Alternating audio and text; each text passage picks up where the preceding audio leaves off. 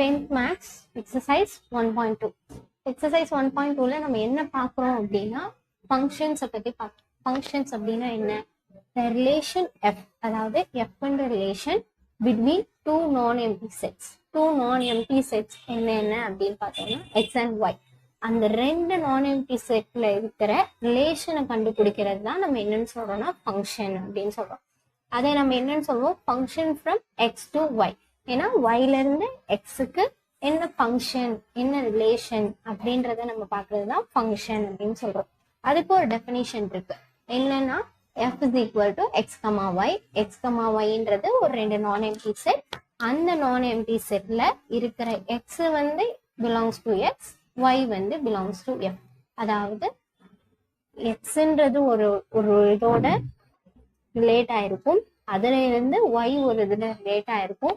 அப்படியே அது ரெண்டும் ரிலேட் ஆகும்போது எக்ஸ் அண்ட் ஒய்யும் என்னதான் f ஓட, அதாவது ஃபங்க்ஷனோட பிலாங்ஸ் டு தான் அப்படின்னு சொல்றாங்க. the range of a function is a subset of its codomain. இந்த ஃபங்க்ஷனோட ரேஞ்சை தான் நம்ம என்னன்னு சொல்றோம் அப்படின்னா subset of a codomain அப்படின்னு சொல்றோம். ஸோ இப்போ சம்ஸ் 1.1ல உள்ள ஃபர்ஸ்ட் சம் என்ன இருக்கு அப்படின்னு பார்த்தோம்னா, let a is equal to 1, 2, 3, 7, b is equal to 3, 0, -1, 7. இப்போ which of the following are relation from a to b அப்படின்னு கேட்குறாங்க. இப்போ நமக்கு ஒரு 4 ரிலேஷன் கொடுத்தாச்சு. 4 ரிலேஷன் கொடுத்துட்டு அந்த ரிலேஷன்ல இருந்து r1 வந்து ரிலேட்டடா, ரிலேஷன்ல தான் இருக்கா, a cross bக்கு ரிலேஷனா தான் இருக்கா அப்படின்றத நம்ம கண்டுபிடிக்கணும். அதே மாதிரிதான் r2, r3, r4 இந்த மாதிரி எல்லாமே. இப்ப ஃபர்ஸ்ட் நம்ம வந்து r1க்கு பார்க்கலாம். r1க்கு பார்க்கணும் அப்படின்னா ஃபர்ஸ்ட் நம்ம ரிலேஷன் அப்படின்றத கண்டுபிடிக்கிறதுக்கு நம்ம ஃபர்ஸ்ட் a cross b கண்டுபிடிக்கணும். a cross bன்றதுக்கு நமக்கு a வேல்யூ இருக்கு, b வேல்யூ இருக்கு. ஸோ ரெண்டு வேல்யூவும் வச்சு நம்ம என்ன பண்ண போறோம் அப்படின்னா a cross b கண்டுபிடிக்க போறோம். a cross b நம்ம ஆல்ரெடி 1.1லயே பார்த்தோம். இப்ப a cross b அப்படின்னா a. அப்போ 1 வச்சு ஃபர்ஸ்ட் நம்ம என்ன பண்ணணும்? b ல இருக்கிற எல்லா வேல்யூவோட ஆர்டர் பேர்ஸ் மாத்தணும். அப்போ 1, 3, 1, 0, 1, -1, 1, 7. ஸோ 1ஓட முடிஞ்சிருச்சு. அடுத்து 2 எடுத்தோம் அப்படின்னா 2, 3, 2, 0, 2, -1, 2, 7. நெக்ஸ்ட் 3ஓட அதே மாதிரி 3, 3, 3, 0, 3, -1, 3, 7. அடுத்து நெக்ஸ்ட் 7ன்ற போது அதுக்கும் அதே மாதிரி 7, 3, 7, 0, 7, -1, 7, 7. இந்த மாதிரி ஃபர்ஸ்ட் நம்ம என்ன பண்றோம் அப்படின்னா a cross b கண்டுபிடிக்கிறோம். இப்ப a cross b கண்டுபிடிச்சாதான் நம்ம கண்டுபிடிக்க முடியும் கொடுத்திருக்க ரிலேஷன் வந்து ரிலேஷனா இருக்கா இல்லையா, which of the following are relation from a to b அப்படின்றத நம்ம அப்பதான் கண்டுபிடிக்க முடியும். ஸோ r1ல இருக்கிற வேல்யூஸ் நமக்கு என்னென்னு பார்த்தோம் அப்படின்னா 2, 1 and 7, 1. 2, 1 and 7, 1 are there in a cross b. We have to check it. So 2, 1 இருக்கா இங்க? 2, -1 தான் இருக்கே தவிர 2, 1 இல்ல. சோ அதே மாதிரி 7, 1, 7, 1க்கும் அதே மாதிரி தான் 7, 1 இங்க இருக்கா அப்படின்னு பார்த்தா 7, 1 இல்ல, 7, -1 தான் இருக்கு. சோ நமக்கு 2, 1ம் இல்ல, 7, 1ம் இல்ல. So it is not a function அப்படின்னு நம்ம பார்க்குறோம். ஏன்னா 2, 1மே இல்லை, 7, 1மே இல்லை. 1 இல்லைனாலுமே நம்ம அதை ஃபங்க்ஷன் சொல்ல மாட்டோம். So in that case it is not a function.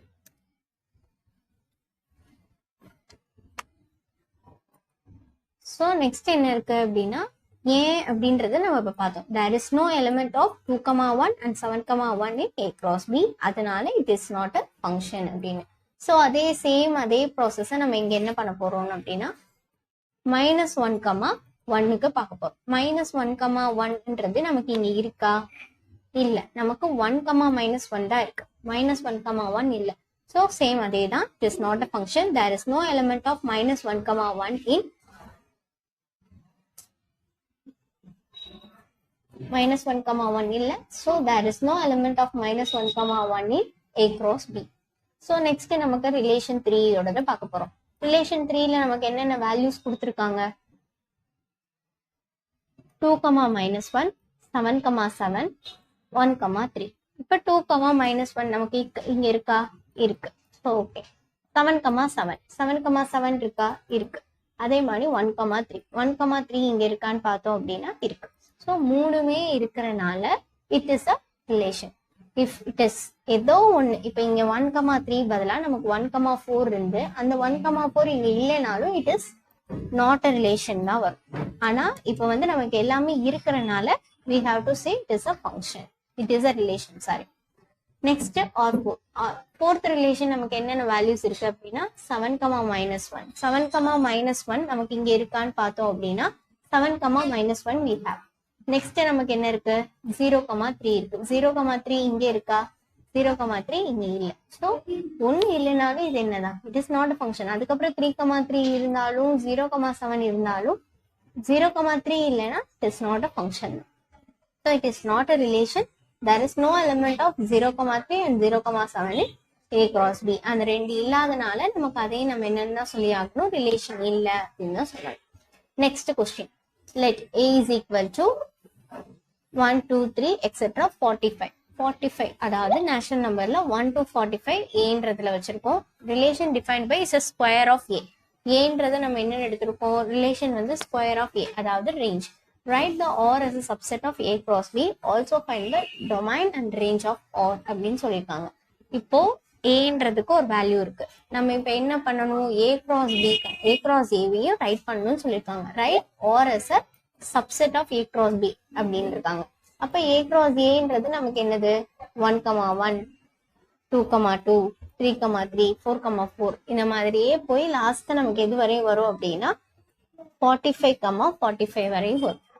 So ஆறுன்றது அதாவது ஆறுன்றது ரேஞ்சு. ரேஞ்சுன்றது நம்ம என்னன்னு சொல்லியிருக்கோம் அப்படின்னா இங்க ஸ்கொயர் ஆஃப் அப்படின்றது சொல்லியிருக்கோம். R is defined by square of அப்படின்னு சொல்லியாச்சு. அப்போ ஆறுன்ற வேல்யூ வந்து ஸ்கொயர் ஆஃப் வேல்யூன்னு சொல்லியாச்சு. அப்போ அதுல இருந்து நம்ம என்ன பண்ணலாம், 1ஓட ஸ்கொயர் 1, 2ஓட ஸ்கொயர் 4, 3ஓட ஸ்கொயர் 9, 4ஓட square 16. So it goes on like this till 6,36. இப்போ ஆர்ன்றது என்னது, subset of A cross A. A cross A ஓட சப்செட்டை தான் நம்ம என்னன்னு சொல்றோம், ஆர்ன்னு சொல்லியிருக்கோம். இங்க சொல்லியிருக்கோமா, right A as a subset of A cross A அப்படின்னு சொல்லியாச்சு. அப்போ A cross A கண்டுபிடிச்சிட்டோம். அந்த A cross Aக்கு நம்ம ஆர் வந்து ஸ்கொயர்னு சொல்லியாச்சு. ஸோ ஸ்கொயர் வேல்யூ கண்டுபிடிச்சு அதை நம்ம என்னன்னு சொல்லியாச்சு, இதோட சப்செட் வேல்யூன்னு சொல்லியாச்சு. அப்போ இந்த மாதிரி இருக்கும்போது இங்க ஏன் நம்ம 36ஓட நிப்பாட்டியிருக்கோம், ஏன்னா 7 அப்படின்றது வந்துருச்சுன்னா 49 வந்துடும். 49 இந்த 45குள்ள வருதா, நமக்கு 45குள்ள வரல. 45குள்ள இருக்கிற ஸ்கொயர் வேல்யூ அப்படின்னா நமக்கு 36 தான். So only we stop here. Next domain. டொமைன்னா நமக்கு இந்த சைடு இருக்கிறது, ரேஞ்ச்னா இந்த சைடு இருக்கிறது. ஸோ டொமைன்ல வந்து நமக்கு என்னென்ன இருக்கு, ஃபர்ஸ்ட் வேல்யூஸ் எல்லாமே நமக்கு மோஸ்ட்லி என்னன்னா டொமைன் அப்படின்றது. செகண்ட் வேல்யூ எல்லாமே என்னது, ரேஞ்ச். அப்போ ஃபர்ஸ்ட் வேல்யூஸ்ல இருக்கிறது எல்லாத்தையும் டொமைனாவும் செகண்ட் வேல்யூல இருக்கிறது எல்லாமே ரேஞ்சாவும் எடுத்துட்டோமா அப்படின்னா இந்த கொஸ்டின் முடிஞ்சிச்சு. Next, a relation R is given by the subset x, y such that y is equal to x plus 3, x belongs to 0, 1, 2, 3, 4, 5. Determine its domain and range. இதுலயும் same அதே தான் கொடுத்துருக்காங்க. ரிலேஷன் வந்து கொடுத்துருக்காங்க, அதுல இருந்து அதோட டொமைனையும் ரேஞ்சையும் நம்மள கண்டுபிடிக்க சொல்றாங்க. எக்ஸுக்கான வேல்யூ கொடுத்தாச்சு, ஒய்க்கான வேல்யூவா நம்ம என்னன்னு சொல்லியிருக்காங்க அப்படின்னா எக்ஸ் பிளஸ் 3 அப்படின்னு சொல்லியிருக்காங்க. ஸோ நம்ம என்ன பண்ணணும், எக்ஸோட வேல்யூ வச்சு ஒயோட வேல்யூவை நம்ம கண்டுபிடிக்க போறோம். எக்ஸோட வேல்யூ வச்சு ஒயோட வேல்யூவை கண்டுபிடிக்க போறோம். இப்போ எக்ஸ் வந்து 0வா இருந்துச்சு அப்படின்னா ஒயோட வேல்யூ 0 பிளஸ் 3. எக்ஸுக்கு பதிலாக 0, 3ன்றது என்னது, நம்மளோட ஈக்குவேஷன்ல இருக்கிற value. So plus 3 is equal to 3. Same அதே மாதிரி 1க்கு 1 வந்து 1 பிளஸ் 3 4, 2க்கு 2 பிளஸ் 3 5, 3க்கு 3 பிளஸ் 3 6, 4க்கு 4 பிளஸ் 3 7, 5 அதே மாதிரி 5 plus 3 8.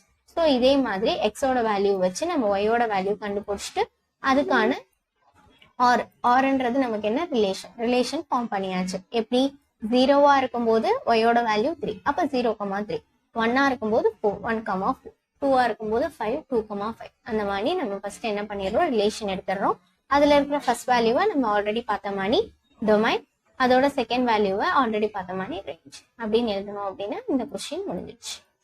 Next, fourth question, represent each of the given relation by an arrow diagram, graph and set in roster form. Roster ஃபார்ம்னா ஒன்றும் இல்லை, நம்ம இப்போ ரிலேஷன் அப்படின்ற மாதிரி எழுதணும்ல, அதான் ஆரோ டயக்ராம்ன்ற போது டொமைன் ரேஞ்சுன்றது டயக்ராம் மூலியமா கொடுக்கறது, கிராஃப்ன்றது கிராஃப் ரெப்ரசன்டேஷன்ல கொடுக்கறது.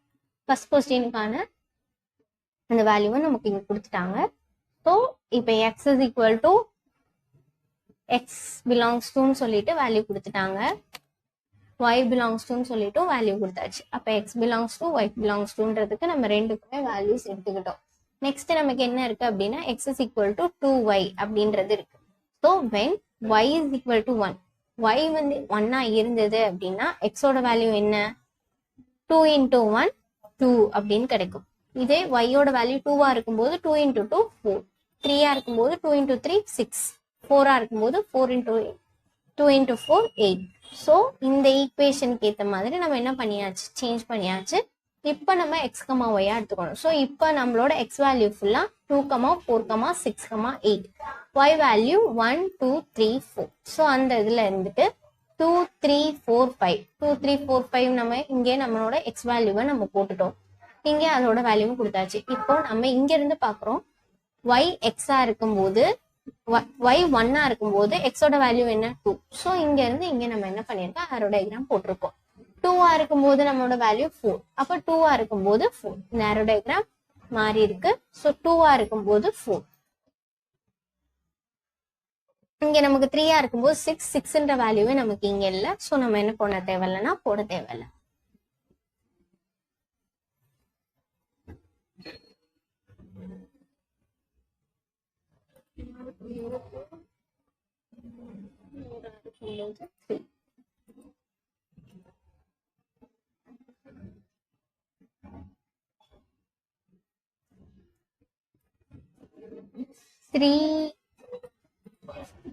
நெக்ஸ்ட் கிராஃப்லயும் அதே மாதிரி தான்.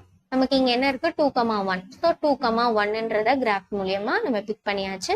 நெக்ஸ்ட் அதே மாதிரி 4, 3, 4, 3க்கு எக்ஸ்ல இருக்கிற 4, 3ல இருக்கிற எக்ஸ், ஒய்ல இருக்கிற 3, அதை வச்சு நம்ம மார்க் பண்ணிட்டோம் அப்படின்னா நம்மளோட ரோஸ்டட் ஃபார்ம்ன்றது நான் என்னன்னு சொல்லியிருந்தேன், ஒரு ரிலேஷனா எழுதுறதா ரோஸ்டட் ஃபார்ம் அப்படின்னு சொல்லியிருந்துச்சு. ஸோ 2, 1, 4, 3 அப்படின்றது கிடைச்சிடும். ஸோ நமக்கு கேட்ட மூணுமே வந்துருச்சா, நமக்கு arrow diagram, graph, roster form மூணுமே கேட்டாங்க. ஸோ ஆரோ டயக்ராம் வச்சு ஆரோ டயக்ராம் வரைஞ்சாச்சு, கிராஃபும் வரைஞ்சாச்சு, ரோஸ்டட் ஃபார்மும் எழுதியாச்சு. இவ்வளவுதான். நெக்ஸ்ட் வந்து என்ன, செகண்ட் கொஸ்டின். அதுல எக்ஸ் வேல்யூ ஒய் வேல்யூ கொடுத்துறாங்க, அதோட ஒய் வேல்யூ வந்து எக்ஸ் பிளஸ் 3ன்னு கொடுத்துட்டாங்க. ஸோ இதுல இருந்து எடுத்துட்டு திரும்பி அதே மாதிரி 1, 4, 2, 5, 3, 6, 4, 7, 5, 8, 6, 9. ஏன்னா நமக்கு 9 வரையும் தான் இருக்கு. ஸோ 9 வரையும் எடுத்தா மட்டும் போதும். ஸோ அது வரையும் எடுத்தாச்சு. நம்மளோட ஆரோ டயக்ராம் எப்படி இருக்கும், 1-ஆ இருந்ததுன்னா 4, 2-ஆ இருந்ததுன்னா 5, 3-ஆ இருந்ததுன்னா 6. ஸோ இந்த மாதிரி ஆரோ டயக்ராமும் வரைஞ்சி முடிச்சுட்டு அதுக்கான இதுவும் அப்போ 1-ஆ இருக்கும்போது 4, 2-ஆ இருக்கும்போது 5, 3-ஆ இருக்கும்போது 6. ஸோ இந்த மாதிரி நம்ம என்ன பண்ணிடணும், கிராஃபும் வரைஞ்சிட்டு ரோஸ்டட் ஃபார்மும் சேம் அதே தான். இங்கே நம்ம கண்டுபிடிச்சதே தான் இங்கே நம்ம என்னென்னு எழுதுவோம் அப்படின்னா ரோஸ்டட் ஃபார்மாகவும் எழுதுவோம். ஸோ இவ்வளவுதான் இந்த கொஸ்டின். 5th கொஸ்டின் என்ன அப்படின்னு பார்த்தோம் அப்படின்னா ஒரு ப்ராக்டிக்கல் கொஸ்டின் மாதிரி வரும். இப்போ company has 4 categories of employee, 4 categories of employee இருக்காங்க. யார் யார் அப்படின்னா assistants, clerks, managers and executive ஆஃபீஸர்னு 4 பேர் இருக்காங்க. The company provide 10,000, 25,000, 50,000, 1 lakh as salaries to the people who work in the categories assistant manager, clerks, managers, executive officer. இவங்க எல்லாத்துக்குமே category wise அவங்க என்ன கொடுக்குறாங்க, சேலரி கொடுக்குறாங்க. என்னன்னா 10,000, 25,000, 50,000 and 1 lakh. இப்போ என்ன கேட்குறாங்க நமக்கு, if A1, A2, A3, A4 and A5 were assistants. 5 assistants இருக்காங்க. Same at the same time C1, C2, C3, C4 4 clerks, 3 managers, 2 executive officers. If the relation is defined by X related to Y, X related to Y, where X is the salary, Y is the person. Xன்றது என்னது, salary, Yன்றது person. இந்த ரெண்டோட relation எப்படி நீங்க express பண்ணுவீங்க in an order pair அப்படின்றத நம்ம இப்ப பார்க்க போறோம். ஸோ இப்போ அசிஸ்டன்ஸ் நமக்கு என்னென்னு சொல்லியாச்சு, A1, A2, A3, A4, A5. Clerks வந்து C1, C2, C3, C4. Managers M1, M2, M3. Executive officers E1 and E2. இப்போ ஆர்ல ஃபர்ஸ்ட் 10,000, சாரி 1 lakh.